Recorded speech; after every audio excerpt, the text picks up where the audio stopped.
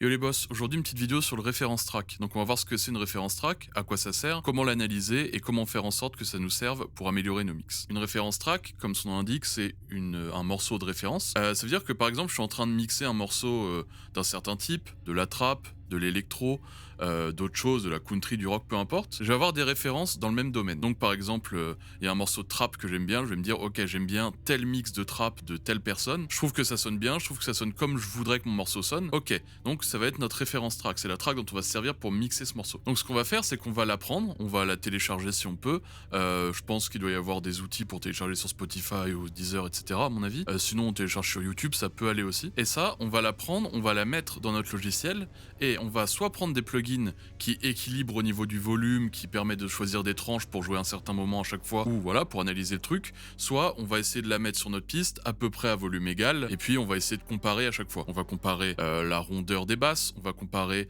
le côté percussif, les transientes, on va comparer le mid-side, on va comparer les tranches, le mid, qu'est-ce qui se passe, l'aigu, qu'est-ce qui se passe, le grave, qu'est-ce qui se passe, on va comparer tout ça. Donc le but, ça va être, voilà, de comparer notre track à une track de référence pour faire en sorte de se rapprocher de la qualité qu'on a. Donc voilà, j'ai pris des morceaux que j'ai mixés en guise de référence, parce que sinon, il y a le truc des droits d'auteur, etc. Donc on va écouter, c'est ce morceau-là.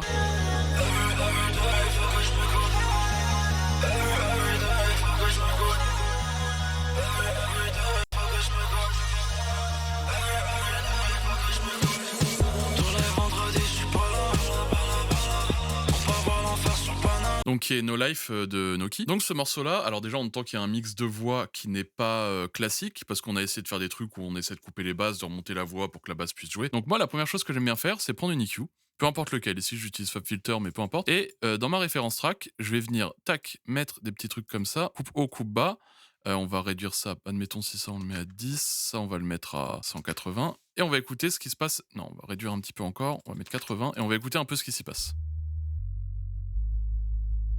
D'accord, donc basse fréquence. Et ensuite, on va décaler un peu.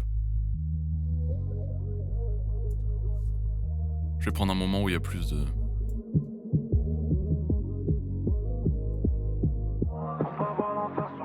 D'accord, donc là, mon mid réagit comme ça.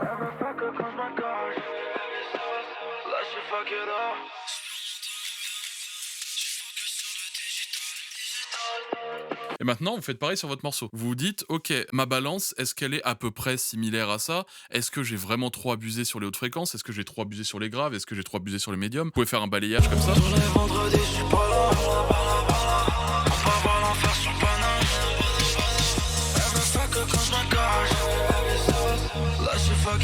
D'accord, pour voir un peu ce qui se passe d'un point de vue fréquentiel. Ça vous donne déjà une idée. Ensuite, ce qu'on fait, c'est qu'on écoute bien sa référence track et on la compare à la nôtre. Écoutez bien, je veux dire, écoutez le kick, comment il réagit, écoutez le côté percussif du kick, le côté percussif de la snare. Est-ce que la snare est plus claire, plus dans les graves? Quel volume ils sont? La voix, par exemple, est-ce qu'elle a des basses? Est-ce qu'elle a plus de hautes fréquences? Est-ce qu'elle est agressive? Est-ce qu'elle semble compressée? Est-ce qu'on entend de la réverb? Est-ce qu'elle est forte ou pas par rapport au morceau? Ici, on a fait le choix d'avoir une voix, par exemple, très compressée, avec beaucoup de disto, pas mal de reverb, presque pas de basse fréquence pour qu'elle soit un peu fluette, et pour qu'elle rentre vraiment dans le mix, et en volume, on a fait en sorte que ce soit pas trop fort. Donc ça, si on veut se baser sur une track comme ça, on va essayer de comprendre ça sur la voix. On va voir aussi un peu voilà les différentes choses qui composent le morceau, le hi-hat. On essaie de séparer dans notre tête et on essaie de séparer fréquentiellement. Maintenant, ce qu'on va faire, c'est qu'on va regarder le mid-side. Donc le mid-side, là j'ai pris Ozone pour ça. L'EQ d'Ozone, je trouve que c'est super pour le mid-side, mais il y a plein de plugins. Je pense qu'il y en a des gratuits pour juste séparer le mid et le side et faire une écoute. Là j'ai pris ça parce que c'était pratique pour moi. Donc on écoute par exemple ce qui se passe au mid.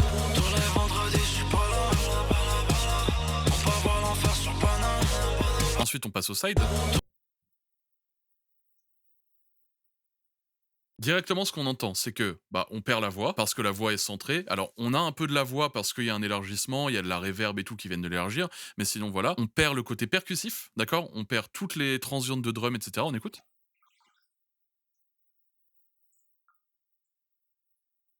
On a des débris de rythme de snare, mais globalement, ça, j'ai cherché à le centrer et je l'ai pas trop élargi. On entend peu de basse dans le side.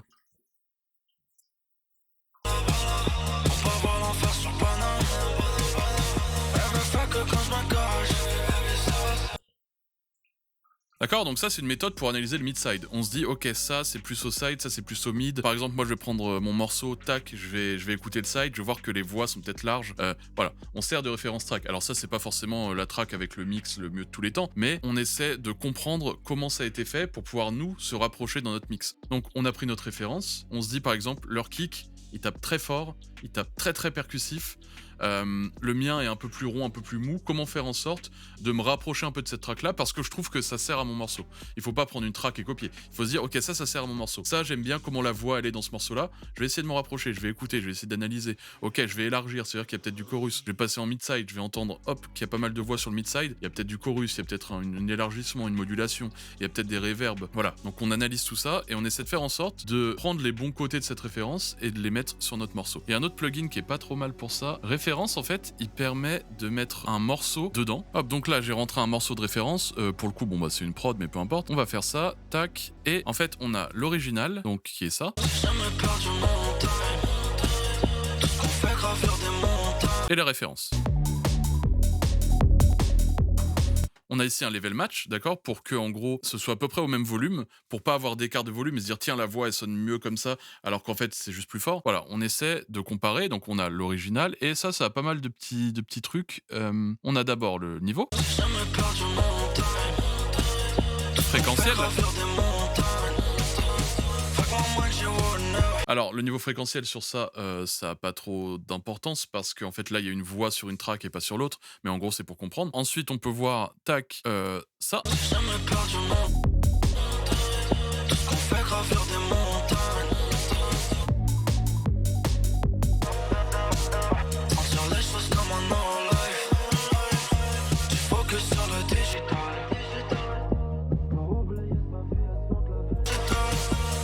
Et sur ce plugin-là, on peut aussi faire le truc que je faisais tout à l'heure avec le FabFilter.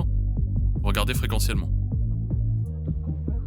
Ce qui est intéressant, c'est qu'il y a ce match de volume qui permet de vraiment comparer directement à même volume, à même fréquence.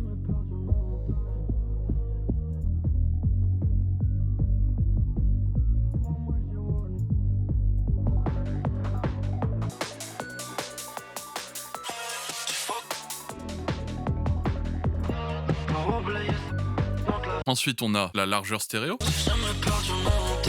On peut voir ici que ça s'élargit. D'accord, on voit que celle-ci est plus large ici, l'autre est plus large ici. Donc ça peut être intéressant aussi pour notre track. On met notre track, on met notre référence et on compare un peu. On se dit, tiens, j'aime bien ça, c'est vrai que c'est pas mal élargi à cet endroit-là, c'est pas mal. Tiens, ça, fréquentiellement, c'est peut-être plus intéressant de faire comme ça.